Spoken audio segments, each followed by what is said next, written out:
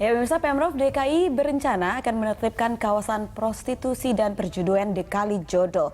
Dan rencananya nanti Kalijodo akan dijadikan ruang terbuka hijau untuk menambah jumlah RTH di Jakarta, ya, Fe? Ya, dan meski begitu, setiap aksi penertiban tentu akan memiliki dampak sosial. Bersama kita telah hadir sosiolog perkotaan UI, Pak Aceh Farouk. Kita akan membahas lebih jauh mengenai topik perbincangan kita pada Lanso kali ini. Namun sebelumnya kita simak informasi berikut.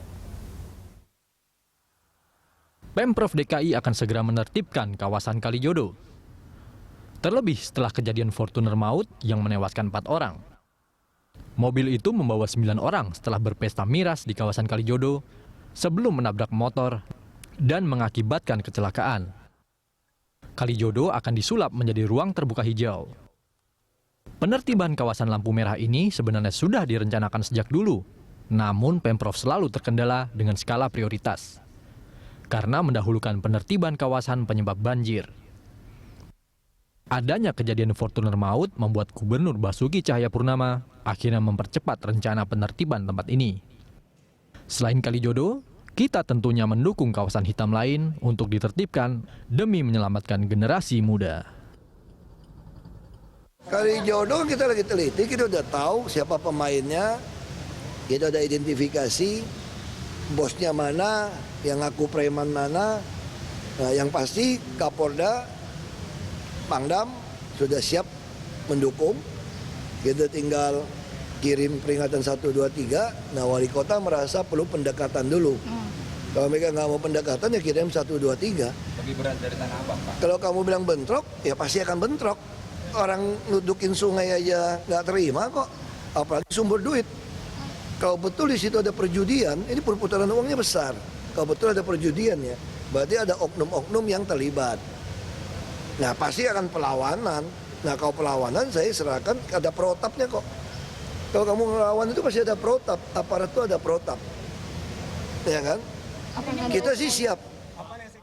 Ya, pemerintah sendiri sudah siap kemudian untuk melakukan penertiban itu. Pak Waro, sebenarnya ada beberapa kawasan yang juga sudah mengalami yang namanya penertiban yang dilakukan oleh Pemprov untuk memperbaiki kawasan tersebut menjadi lebih baik. Tapi kalau untuk ini kan juga kita belum tahu ya kepastiannya kapan kemudian Pemprov akan melakukan penertiban itu. Cuman dari sekarang sudah banyak suara-suara yang kemudian menantang Pak Gubernur untuk kalau Pak Gubernur berani, ayo sini untuk melakukan penertiban di sini. Seberapa sulitkah sebenarnya menertibkan kawasan tersebut, Pak? Ya, kesulitannya itu adalah ya, kalau biasa seperti begini kan pasti ada backing.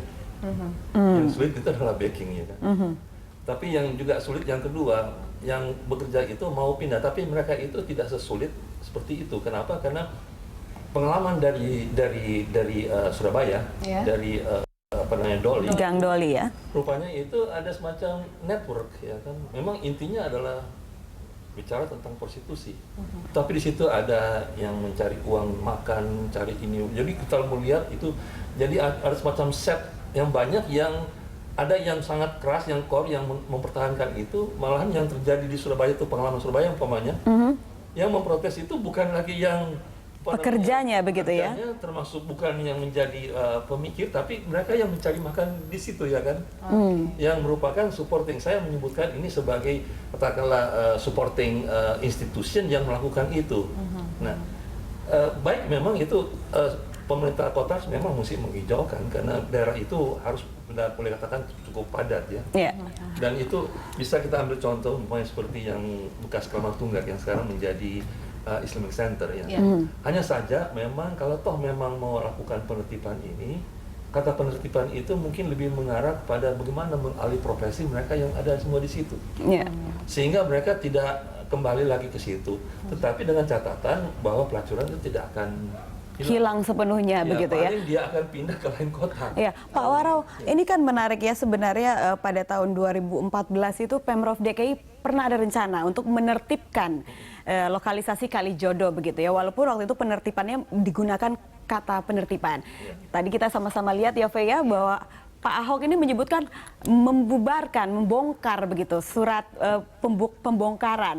Nah, Anda lihat ini seperti apa nih? Apa kalau tahun 2014 pernah direncanakan, ditertibkan sehingga sekarang 2016 kondisinya masih tidak terlalu jauh berbeda.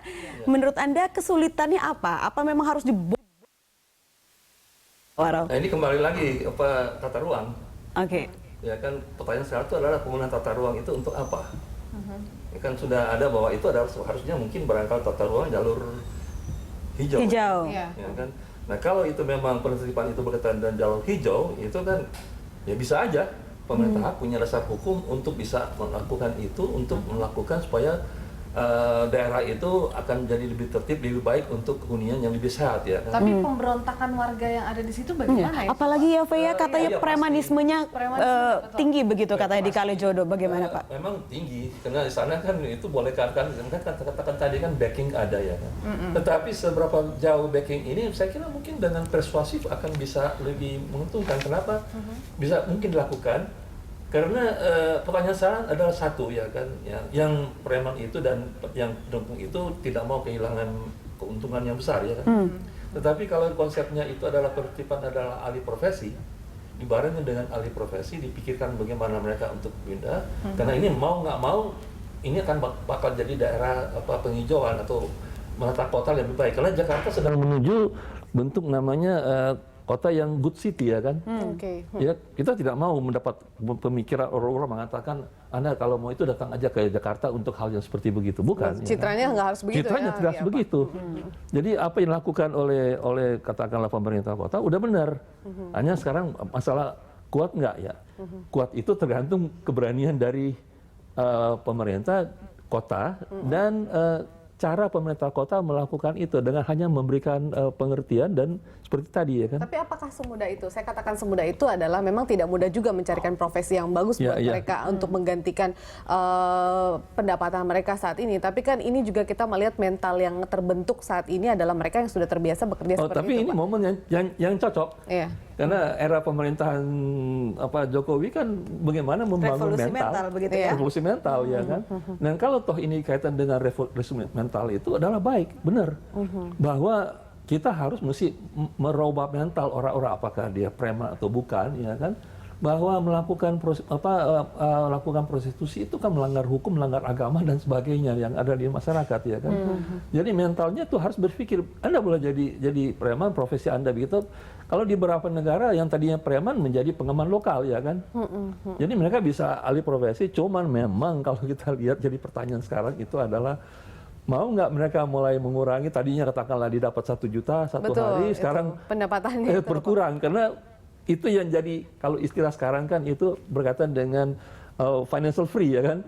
Mereka itu financial free hanya dengan pasang muka aja udah di kantong udah 2 juta 3 juta satu hari ya kan.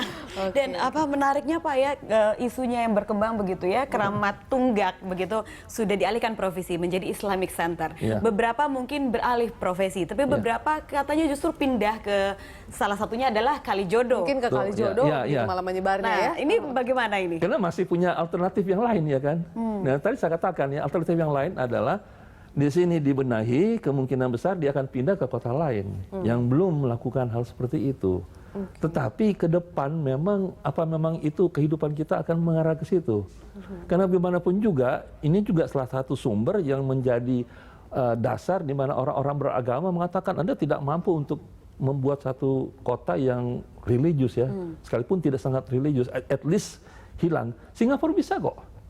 Kalau Singapura bisa, kemudian cuma efeknya Singapura yang kemudian mendapat jelek adalah Indonesia. Umpamanya mereka yang mau melakukan hal seperti itu menyeberang ke Batam. Gitu.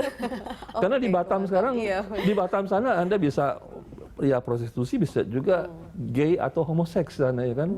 Karena katakanlah orang yang ada dari Singapura Sabtu malam Minggu datang ke Batam hanya bawa uang $200 Singapura, 3 hal dia udah bisa dapat. Tinggal di hotel 1-2 malam karena visa kan berapa baru bisa makan seafood dengan lebih murah dan lebih banyak dari di Singapura. Dan yang ketiga bisa mendapat hal-hal yang nafsu rendah itu yang mereka bisa penuhi. Begitu ya Pak di sana. Iya kan bisa penuhi. Tapi ini bukan menjamin bahwa masalah itu akan hilang ya kan. Yang bawah yang hilang ya di atas juga ada karena fenomena sekarang kan pertumbuhan itu pasti akan ada dan itu harusnya merupakan sesuatu yang bisa diatasi dan ini. Ini sebenarnya ingin sekali kita bertanya begitu ya pada pihak Pemprov DKI, kira-kira pendekatan atau approach seperti apa yang akan dilakukan? Cara persuasif seperti apa yang Betul. diupayakan? Betul, Namun sayang sayangnya sekali kita belum Pemprov bisa. DKI tidak bisa hadir begitu. Nanti kita mungkin bisa sedikit-sedikit tanya ke Pak Waro begitu, Pak. Kira-kira Kira-kira tindakan persuasif seperti apa begitu ya? solusi apa sih baiknya begitu ya? Tapi kita akan lanjutkan usai jeda berikut setelah ini Pak berikut, Waro ya. ya. Pemirsa, kami akan kembali.